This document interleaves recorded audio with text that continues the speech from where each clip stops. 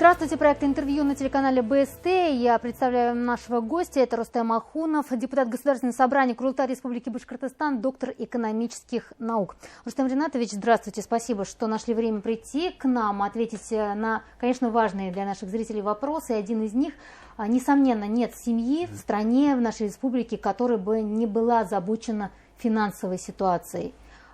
И вы, наверное, как гражданин и как экономист тоже разделяете эти переживания. Да, добрый день. Действительно, это так. И этот кризис беспрецедентный. Санкции, которые ввели по отношению к Российской Федерации, к субъектам Федерации, они не имеют каких-то аналогов. И я, как простой житель, я тоже столкнулся уже с двумя, так скажем, сложностями. Первое – это мои сбережения оказались в одном из подсанкционных банков, и я готов поделиться тем, как я разрешил этот вопрос. А второе – это ремонт импортного автомобиля, когда подошел срок очередного технического обслуживания, возникли трудности с доставкой. То есть нельзя сказать, что у всех одна проблема, у всех какие-то нюансы есть свои? Безусловно, безусловно. И еще раз, санкции беспрецедентны, и наша задача сегодня, особенно экономическим властям, принять контрмеры, принять взвешенное решение по тому, как нейтрализовать эти санкции, которые сегодня уже называют финансовой войной по отношению к России. Ну, понятно, что уже всем известно, что Россия была готова.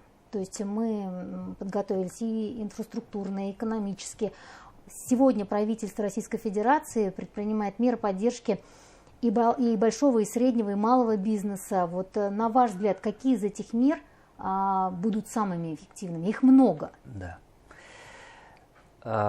Я могу сказать, что на сегодняшний момент мы подготовились к кризису, я имею в виду федеральную власть, и подготовились таким образом, что сформировали все-таки подушку безопасности финансовую в виде средств Фонда национального благосостояния. Это первое.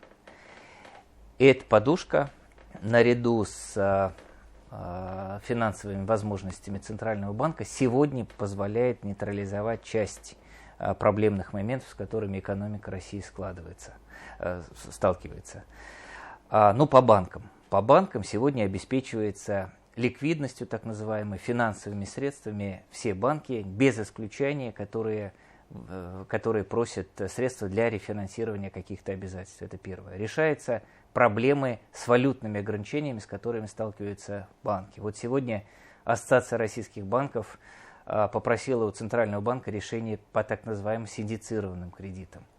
Кроме того, в отношении граждан и в отношении бизнеса приняты ряд мер поддержки.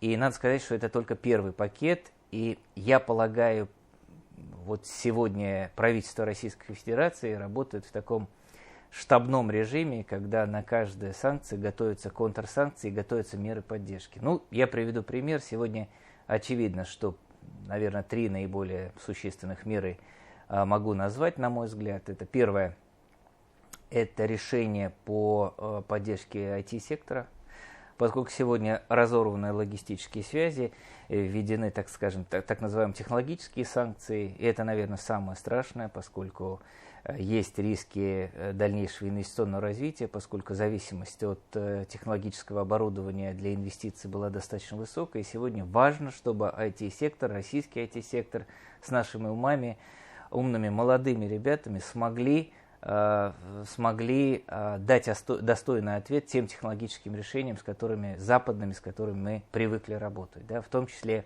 IT-решения и так далее. Это первое. Второе, принято решение по поддержке аграрного сектора. То есть речь идет о финансировании аграрного сектора путем реструктуризации и получения льготных кредитов для аграрного сектора. И третье, на мой взгляд, есть меры поддержки малого и среднего предпринимательства, поскольку сегодня, ну, кроме подсанкционных банков и ряда там компаний, которые работают в сфере ВПК, по малому и среднему бизнесу есть тоже, ожидаются, безусловно, потери. Потери, связанные с тем, если компания работала с импортными комплектующими, связана была с импортом или экспортом той или иной продукции, где удельный вес импортных товаров в производстве той или иной продукции достаточно высокий, вот здесь разрываются разрываются цепочки. И в этой связи вот правительство объявило о льготном кредитовании, представлении программ инвестиционного развития этих компаний. Ну, например, ставка по ним сегодня не соответствует ключевой ставке 20%, а предложено 15%. Да, для средних предприятий 13,5%. А какие меры республика предлагает, вот меры поддержки? На сегодняшний момент я полагаю, что республиканские власти готовят меры поддержки, они будут предложены и правительством. Я полагаю, что и депутаты Госсобрания Курултая тоже дадут свой ответ поддержки населения. Но, к сожалению, надо сказать, что сегодня все регионы, субъекты федерации находятся в достаточно ограниченном положении с точки зрения поддержки населения, бизнеса. Основной акцент будет сделан, безусловно, через федеральные меры поддержки.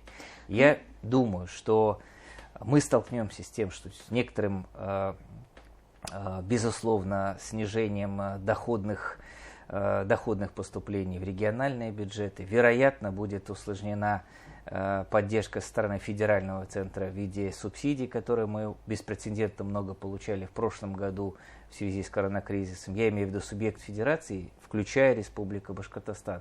И в этих условиях республике очень важно справиться со своими социальными обязательствами, и руководство республики заявляет о том, что все социальные обязательства, взятые перед населением, которые зафиксированы в бюджете республики, они будут выполнены. Вот это, наверное, задача минимума. Кроме этого, я полагаю, что республика имеет достаточно диверсифицированную структуру экономики, и мы представлены в различных отраслях экономики. И здесь важно точечно поработать с теми, кто может заместить выпадающие импортные поставки. И это очень важно, поскольку в глобальном смысле для страны сегодня очень большой вызов. И если мы сможем справиться с импортозамещением и сможем в этой ситуации выйти с положительными результатами, я думаю, что это даст очень большой в будущем эффект. Вне зависимости, собственно говоря, от тех стран, где мы сегодня, где доля импорта достаточно высока. Ну, вот одна из мер – это введение моратория на проверку бизнеса. Она вот гораздо больше в IT-сфере. Вот как вы думаете, это история про самостоятельность или про инициативность? Я полагаю, что сегодня меры очень важные.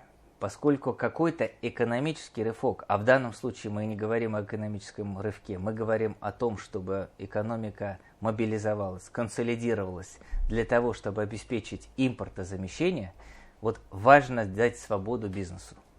И мера по сокращению, мораторию на проверки, там, где это не связано с вопросами безопасности жизнедеятельности населения, я думаю, что очень правильная мера, и впоследствии я думаю, что она должна быть сохранена, поскольку сегодня бизнесу нужны очень прозрачные условия, нужна поддержка и нужны сниженные налоги, и в том числе административные проверки. Что касается двух важных вопросов – рост цен и безработица. Вот что должно предпринять государство и что вообще, к чему должно идти само население для того, чтобы не впасть вот в какую-то депрессию, в этот кризис? Действительно, на мой взгляд, это две наиболее проблемных точки в экономике, с которыми столкнулись. Инфляция. Надо сказать, что инфляция раздулась еще в прошлом году, связанная главным образом с коронакризисом, с теми мерами, которые еще в американской экономике были приняты, так называемое количественное смещение. И мы во всем мире получили, что инфляция – это экономическая проблема номер один в 2021 году. Сегодня на это накладывается в Российской Федерации изменение валютного курса, соответственно, обесценение рубля и подорожание доллара – это первое, соответственно, удорожание импортных поставок. И второе, мы сталкиваемся с тем, что логистические цепочки разорваны, сформируется некоторый дефицит на рынке, который надо своевременно заполнить. И это тоже еще сильнее ударяет по ценам, к сожалению. Поэтому эта проблема одна из ключевых проблем в экономике — инфляции. Что делает Центральный банк? Вот чтобы не допустить чрезмерного роста цен, была принята беспрецедентная мера – повышение ключевой ставки Центрального банка до 20%. Сделать так, чтобы, условно, денег в экономике стало меньше, и это не провоцировало дальнейшие инфляционные ожидания и дальнейшую инфляцию. Что касается безработицы. Таким образом, мера по инфляции – это регулирование ключевой ставки.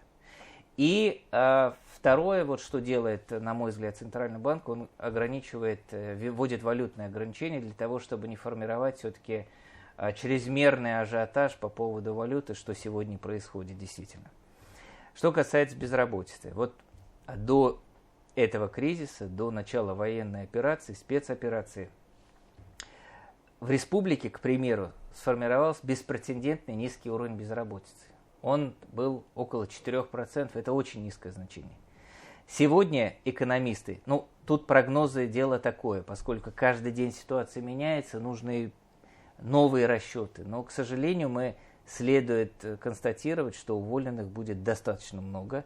И мы прогнозируем, что инфляция, безработица может увеличиться до 10-15%. И в этой ситуации меры правительства должны быть следующие. Как это было, мы уже имеем опыт в коронакризис. В связи с пандемией. Да, дать предприятиям льготные кредиты по сниженной ставке, взамен получить гарантии, что не будут увольняться сотрудники. То же самое в коронакризис было с рефинансированием выплат по заработной плате, но при этом обязательство бизнес должен знать, что не будет сокращать людей. И это вы справедливо отметили две очень больные точки сегодня: инфляция и безработица. Надо сказать, что среди пакетов мер, которые обсуждаются сегодня правительством, и я убежден, что они в той или иной форме будут приняты, это поддержка сохранения льготной ипотеки. Я думаю, что будет определен перечень лиц, которые могут претендовать на льготную ипотеку, и программа эта будет продолжена. Сегодня для бизнеса обсуждается еще одна мера поддержки. Это так называемые налоговые кредиты. Это кредит то есть компания сможет не платить НДС определенное время, на определенный промежуток времени,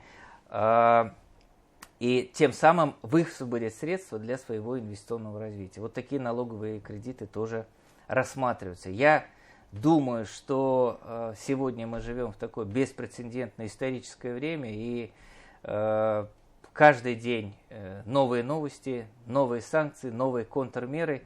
И это действительно исторический вызов, экономический вызов для России, для того, чтобы построить сильную экономику, которая будет основана на импортозамещении. Спасибо огромное. Я напомню, что сегодня в гостях был Рустем Макхунов, депутат Государственного собрания Курултая Республики Башкортостан, доктор экономических наук. На этом все. Оставайтесь на БСТ.